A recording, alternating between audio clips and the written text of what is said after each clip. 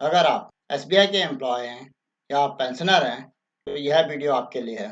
नमस्कार दोस्तों, हमारे चैनल में आपका फिर से स्वागत है। दोस्तों, हैदराबाद सर्कल के एसबीआई ऑफिसर्स एसोसिएशन के प्रेसिडेंट द्वारा एक मैसेज भेजा गया था जिसमें कि उन्होंने 14 तारीख की मीटिंग के बारे में लिखा था कि हमने डिटेल मेमोरेंडम सबमिट किया है और बातचीत से कमेटी को कन्विंस कराने की पूरी कोशिश की गई all India state bank officers federation द्वारा। दोस्तों, इस संबंध में अब फेडरेशन ने डिटेल सर्कुलर जारी कर दिया 15 तारीख को। उस सर्कुलर के मुख्य बिंदुओं पर मैं चर्चा करूंगा। आइए सर्कुलर को पहले देख लें, फिर इसके जो महत्वपूर्ण बिंदु हैं या पॉइंट्स हैं उन पर चर्चा करूंगा। दोस्तों, ये फेडरेशन का सर्कुलर नंबर 70 है 15/9/2023 का, जिसमें हेडिंग है presentation before the government committee SBI pension matters. इसकी बैकग्राउंड में आपको दिल्ली हाई कोर्ट के डिसीजंस का तो मालूम है ही, मैं कई वीडियो में जिक्र कर चुका हूँ, उसको दोबारा रिपीट नहीं करूँगा। उसमें ये लेटर के इंट्रोडक्टरी पैराग्राफ में लिखा हुआ है कि this initiative is response to EF number 16/2/3/2011 IR dated 14 June 2023, wherein a dedicated committee was formed. The committee led by Dr. M.P. Tangirala, Additional Secretary, Department of Financial Services, Ministry of Finance, Government of India, under the directions of Honorable High Court, Delhi. इस committee के सामने all India bank officers federation ने कहा है कि जो benefit SBI के officers को मिल रहे हैं आज की डेट में, वो बैंकिंग इंडस्ट्री, आरबीआई और एलआईसी के बराबर नहीं है। इसलिए इसी लेटर के थर्ड पैरा में लिखा हुआ है कि the discussion awkward yesterday, that is on 14 September 2023, under the stewardship of Dr. M.P. Tangirala, Additional Secretary, Department of Financial Services, Ministry of Finance, Government of India. AISBOF was represented by the undersigned along with Comrade Rupam Roy, President, Comrade Sai Prasad Amapali, Chairman, and Comrade G.D. Nadaf, former General Secretary, AISBOF. This letter is signed by Sri Deepak Kumar Sharma ji, General Secretary of All India SBOF. इस तरह ये चार लोगों ने bank की federation की तरफ से रिप्रेजेंट किया और इसी मीटिंग में आईबीए की तरफ से भी श्री ब्रजेश्वर शर्मा ने पार्टिसिपेट किया।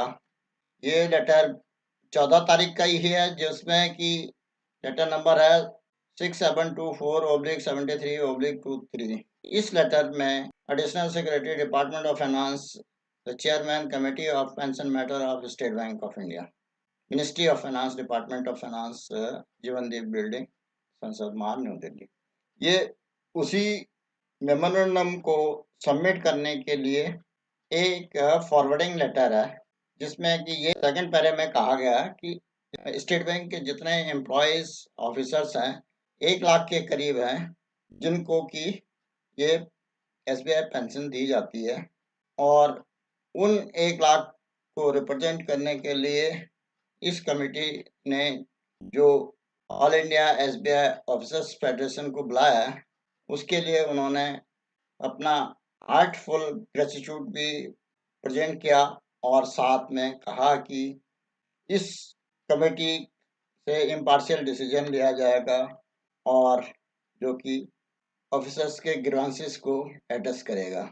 उसके लिए उन्होंने डिटेल मेमोरेंडम सबमिट किया और उस मेमोरेंडम की कॉपी भी अटैच कर रखी है। ये submission before the committee considering and examining the representation made by the petitioner in writ petition C number 1875/2013 titled Federation of State Bank of India, SBI, Pensioners Association and others versus Union of India and others. तो ये petition जैसे कि Delhi high court में चल रही है, उसको हम ज़्यादा डिस्कस ना करके जो मेमोरेंडम के मेन पॉइंट है उन पर ध्यान देंगे। इसमें सबसे पहले ये स्ट्रेस किया गया है कि स्टेट बैंक में जो पेंशन की स्कीम है वो वेज नेगोशिएशन का पार्ट नहीं है, बाइपार्टाइट का पार्ट नहीं है। ये पेंशन स्कीम 1806 में जब स्टेट बैंक का एक कंपोनेंट बैंक ऑफ बंगाल था, उस समय से ही पेंशन चल रही है और ये पेंशन अन्य बैंकों की तरह नहीं है, क्योंकि और बैंकों में 1995 के बाद ही पेंशन शुरू की गई। इस मेमोरेंडम के दूसरे पैरे में लिखा है कि there are two different kinds of the pension in our bank governed by SBI pension regulation. Since the 50% pension concept was implemented from 1/3/99, the pensioner inside the organization have been divided according to their salaries. और इस ढंग से केवल 17% लोग ऐसे हैं जो कि 40% के ब्रैकेट में आते हैं और बाकी 83% लोगों को इसमें क्लरिकल है, सबॉर्डिनेट स्टाफ है और स्केल 1 के ऑफिसर तक शामिल हैं। वो लगभग 83% हैं। दोस्तों, जैसे कि इस पॉइंट में कहा गया है कि 83% स्टाफ को और इवन स्केल 1 ऑफिसर को 50% पेंशन मिल रही है और बाकी लोगों को 40%, 17% लोग ऐसे हैं जिनको 40% ही पेंशन मिल रही है। और ये डिवीजन 1/3/1999 से किया गया, उससे पहले 50% ही सभी के लिए था। ये स्केल 1 तक ही क्यों किया गया, इसका अभी एक मुख्य कारण है। जो वर्कमैन स्टाफ की सैलरी का मैक्सिमम पड़ता है वो स्केल 1 के मैक्सिमम के बराबर है और वर्कमैन स्टाफ को 50% पेंशन दी जाती है, जो कि न केवल स्टेट बैंक के पेंशन रूल के अंडर आते हैं बल्कि इंडस्ट्रियल डिस्प्यूट एक्ट और मिनिमम वेजेस एक्ट और कई एक्ट के तहत कवर होते हैं। उनके प्रोटेक्शन के लिए जो 50% किया गया था, उस 50% जो प्रोटेक्ट करने के लिए स्केल 1 ऑफिसर को भी 50% तक पेंशन दी जाती है। इससे सीधे-सीधे 2 क्लास पेंशनर्स की बनाई गई, जो कि एक बहुत बड़ी मिस्टेक है और बहुत बड़ा डिफरेंशिएशन करने की कोशिश की गई है और जो कि इसी मेमोरेंडम के लास्ट में आता है कि ये फंडामेंटल राइट का वायलेशन है। इसमें और भी आगे आएंगे पॉइंट, उनको हम डिस्कस करेंगे। जैसे कि मैंने पहले ही बताया कि 1806 के प्रेसिडेंसी बैंक के टाइम से ही पेंशन चल रही है। इंपीरियल बैंक के एम्प्लॉइज को भी वही 50% पेंशन मिलती है। स्टेट बैंक 1955 में सेटअप हुआ था, उस टाइम से भी वही 50% पेंशन चल रही है और सीनियर ऑफिसर, डीएमडी और बाकी ऑफिसर्स, उससे ऊपर के ऑफिसर्स को भी 50% मिलती है। केवल डीएमडी से नीचे का और स्केल 2 से ऊपर के जितने भी रिटायर्ड ऑफिसर्स हैं उन्हीं के साथ ये डिस्क्रिमिनेशन किया गया और ये भी 4th और 5th बाइपार्टाइट तक तो ठीक चल रहा था। हालांकि इसको हम बाइपार्टाइट के साथ नहीं कनेक्ट करेंगे क्योंकि ये स्टेट बैंक का इंटरनल मैटर है और इसको वहीं सीमित रखा जाए तो ज़्यादा अच्छा है। ये बाइपार्टाइट की डेट से भी नहीं है क्योंकि मार्च 1, 1999 में इसको लागू किया गया था और जैसे कि मैंने बताया कि स्केल 1 तक के ऑफिसर को इसमें 50% के ब्रैकेट में आते हैं और उससे ऊपर का कारण वही बताया था कि जो वर्कमैन स्टाफ का मैक्सिमम सैलरी और स्केल 1 की मैक्सिमम सैलरी एक बराबर ही है, इसलिए यहीं से ये डिवीजन किया गया था।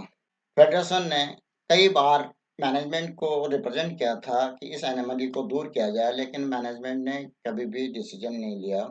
अगर चाहती तो ये एडमिनिस्ट्रेटिव डिसीजन था मैनेजमेंट का, इसको रिवर्स भी कर सकती थी, लेकिन स्टेट बैंक की मैनेजमेंट ने फेडरेशन की बात को पहले नहीं सुना, जिसके कारण फेडरेशन को कोर्ट की शरण लेनी पड़ी।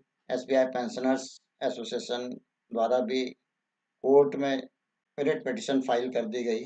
इसमें जो पेंशन का रेट कैलकुलेशन का भी उन्होंने 160th part of every year जो पेंशनेबल एवरेज पेंशन का है उस फार्मूले को भी चैलेंज किया, क्योंकि नॉर्मल जो पेंशन होती है वो लास्ट पे ड्रॉन पर पेंशन बनती है, और अगर 12 महीने की भी पेंशन का पेंशनेबल सर्विस मानी जाए तो उसकी एवरेज निकाल कर पेंशन सेट की जा सकती है, जो कि आज के फार्मूले से अलग होगी। जो ओरिजिनल रेगुलेशन था 23 अब रेगुलेशन 1, उसमें 30 साल के जो सर्विस पूरी हो जाती थी उसको 50% पेंशन का हकदार हो जाता था, और इसको बाद में अमेंडमेंट करके और उसको बाद भी ये फिर से एनएमएलई क्रिएट कर दी गई। जैसा कि मैंने पहले बताया कि जिन ऑफिसर्स की सैलरी 80,450 से ऊपर चली जाएगी उनको 40% ही मिलेगा, और जिनका उससे नीचे है उनको 50% मिलेगा। ये स्केल 1 का हाईएस्ट है और उसी पर रिस्ट्रिक्शन लगी हुई है। इसके कारण कुछ समय बाद स्केल 1 और स्केल 5 के बीच की जो पेंशन है वो लगभग बराबर के करीब ही होती है, उसमें 1-2 हज़ार का ही कहीं फ़र्क नज़र आता है। क्योंकि उस 80,000 में भी जब 50% होगा तो उसके कुछ लेवल तक 90-95 हज़ार तक लोगों को सेम 80,000 मिलती है, जब जहाँ पर 40% एक्सीड करता है 80,450 के 50% से, तो वहाँ से ही लोगों को थोड़ा-सा मिलना शुरू होता है, अदरवाइज़ स्केल 1 और स्केल 4 तक की पेंशन बराबर ही रहती है। इस प्रकार की एनोमली से न केवल ऑफिसर्स में रिज़ाइनमेंट होता है, क्योंकि उनके जैसे-जैसे प्रमोशन होती है तो एडिशनल रिस्पॉन्सिबिलिटी तो बढ़ती है, ट्रांसफरेबिलिटी भी बढ़ती है और वर्क प्रेशर्स भी कई गुना ज़्यादा बढ़ जाते हैं। लेकिन जब वो रिटायर होते हैं तो उनके साथ ये डिस्क्रिमिनेशन किया जा रहा है। जैसे कि मैंने कहा कि इस प्रकार के जो इन डिस्क्रिमिनेशन की वजह से ये आर्टिकल 14 ऑफ आवर कॉन्स्टिट्यूशन को वॉलेट करता है, जो कि एक इम्पोर्टेंट लीगल राइट है, और हमें आशा है कि इस टेक को, इस एनोमली को इस कमेटी द्वारा दूर कर दिया जाएगा।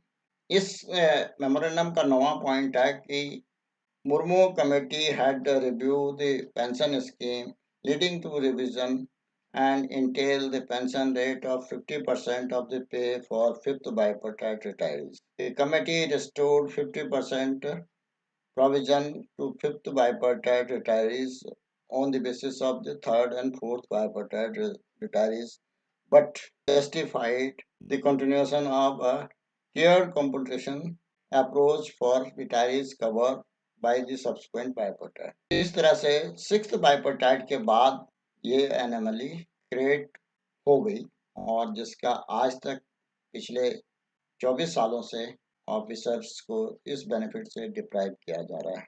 रिटायर्ड पेंशनर्स को पेंशन के बेनिफिट से डिप्राइव किया जा रहा है, क्योंकि पेंशन के इस फार्मूले से न केवल पेंशनर्स, पुराने पेंशनर्स को नुकसान हो रहा है, बल्कि जो आने वाले जो हमारे वर्किंग ऑफिसर्स हैं उनको भी वही 40% के रेट से पेंशन मिलेगी, तो उनको भी नुकसान होगा। इसलिए हमारी ये present federation officers association actively इस केस को फॉलो अप कर रही है, और हमें आशा है कि इसमें पॉजिटिव आउटकम ऑफिसर्स और पेंशनर्स के फेवर में रहेगा। Committee reasoning the advocating the approach was primarily rooted in the fact that SBI contribute 10% of the pay towards the provident fund for its employees. Consequently, they argue that the concept of the 50% versus 40% pension calculation in SBI is justified and appropriate. However, this crucial highlight that 10% contribution towards the Provident Fund is uniform practice applicable to all class of the officers under SBI pension regulation, and therefore the differentiation in pension competition with one receiving 50% and other receiving 40% appears to be inconsistent when considering uniform contribution. ये point जो ये contribution वाला point है, ये बहुत ही important point है, और जो कि इस 40% और 50% के एनएमएलई को खत्म करने के लिए प्राइमरी रीजन बन सकता है। जैसे कि इसमें कहा गया है कि एसबीआई पेंशन फंड के लिए 10% कंट्रीब्यूट करता है, जो कि यूनिफॉर्म है सबॉर्डिनेट स्टाफ से लेकर अवार्ड स्टाफ से अप टू डीएमडी लेवल। अगर एग्जाम्पल के लिए किसी क्लरिकल स्टाफ की या वर्कमैन की सैलरी 50,000 रुपया बेसिक है, तो उसका जो कंट्रीब्यूशन होगा पेंशन फंड के लिए वो 10% 5,000 रुपया जाएगा। अगर किसी ऑफिसर स्केल 5 की सैलरी 1,00,000 रुपये है, तो उसका कंट्रीब्यूशन 10,000 रुपया जाएगा।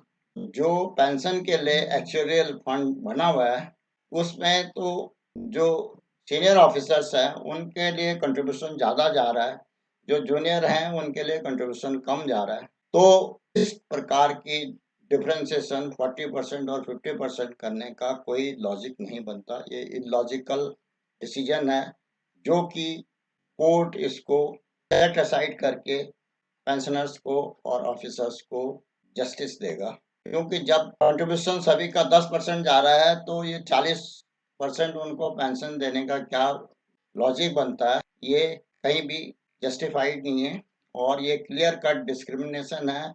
ये एक बहुत बड़ी ब्लडर है, जो कि एडमिनिस्ट्रेटिव ऑर्डर्स के द्वारा ही किया गया है, बगैर सही ढंग से उसके रिपरकशन को एग्जामिन किए हुए। Furthermore, the committee argued the SBI provides three retiral benefit, thus justifying the 40 or 50% pension competition here. They based this rationale on the inclusion of gratuity as a third retiral benefit. However, it's pertinent to mention that SBI has been providing these benefits long before the introduction of the pension in the nationalized bank. Removing or reducing any benefit within SBI due to introduction of the pension in other nationalized banks is considered inappropriate or and irrational. Moreover, it's crucial to note that all employees of bank, regardless their pay scale or designation, are entitled to three benefits. Even employees drawing a pension of 50% receive gratuity. As such, curtailing pension for a specific class of employees is discriminating, or hence it is a violation of Article 14 of our Constitution. Para 10th में जो Desai award और इनके बारे में जिक्र किया गया है, ये भी इन पॉइंट्स को काफ़ी हद तक जो है उन्होंने एलाबोरेट करने की कोशिश की है, और जो इम्पोर्टेंट पॉइंट हैं वो काफ़ी हद तक इसमें कवर हो चुके हैं। और ये कहा गया है कि 17% स्टाफ ही ऐसा है जिनके साथ ये भेदभाव किया जा रहा है, तो इसको कमेटी सही ढंग से एग्जामिन करके और ये सभी एम्प्लॉयज़ को एक पैरिटी में लाएगी, इसके लिए अपनी रिकमेंडेशन देगी। ये 40% का फार्मूला किसी भी पीएसयू में, नाबार्ड में या आरबीआई में नहीं है, इसलिए जो स्टेट बैंक ने ये डिफरेंशिएशन क्रिएट किया है, ये टोटली इंडस्ट्री के नॉर्म्स के अगेंस्ट है, और it is not acceptable, logical and rational. इस तरह से इनके जो लास्ट पैरा में उन्होंने फिर अपने तरफ से डीएफएस कमेटी को कहा है कि इस डिस्क्रिपेंसी को और हमारे इस लेजिटमेट इशू को जल्दी से रिजॉल्व कर दिया जाए। दोस्तों, तरह से ये डिटेल मेमोरेंडम है, जिसको कि यदि पूरी तरह से हर पॉइंट को देखा जाए तो वो काफ़ी समय लगेगा। मैंने इसमें मेजर इश्यूज को कवर कर दिया, आशा करते हैं कि इन इश्यूज को ध्यान में रखते हुए जो डीएफएस की कमेटी है वो अपना सही निर्णय देगी और अपने सही सजेशंस और रिकमेंडेशंस दिल्ली हाई कोर्ट के पास 6 अक्टूबर से पहले जमा करा देगी, जिसके बाद शायद एक दो आर्गुमेंट और होंगे और ऑनरेबल दिल्ली हाई कोर्ट का डिसीजन जल्द ही हो जाएगा। इस आशा करते हैं इस वीडियो में दी गई जानकारी से आप लोगों को लाभ होगा और ये वीडियो में दी गई जानकारी आपको पसंद भी आई होगी। अगर पसंद आई तो इस वीडियो को लाइक करें, साथ ही अपने दोस्तों में शेयर करें। इस वीडियो को जितने से ज़्यादा लोगों में शेयर करेंगे तो लोगों की जानकारी बढ़ती जाएगी और लोग अपना आशा कर सकते हैं कि उन्हें जल्द ही अपना अधिकार प्राप्त होने वाला है। अगर कोई और जानकारी चाहिए तो इसके लिए कमेंट करें। फाइनेंशियल लिटरेसी से संबंधित, बैंकिंग से संबंधित, पीएसयू के संबंधित और गवर्नमेंट की स्कीम से संबंधित किसी भी जानकारी के लिए इस चैनल को सब्सक्राइब करें। नए नए वीडियो के जल्द नोटिफिकेशन के लिए बेल आइकन दबाना न भूलें। इस वीडियो को अंत तक देखने के लिए धन्यवाद। जय हिंद, वंदे मातरम।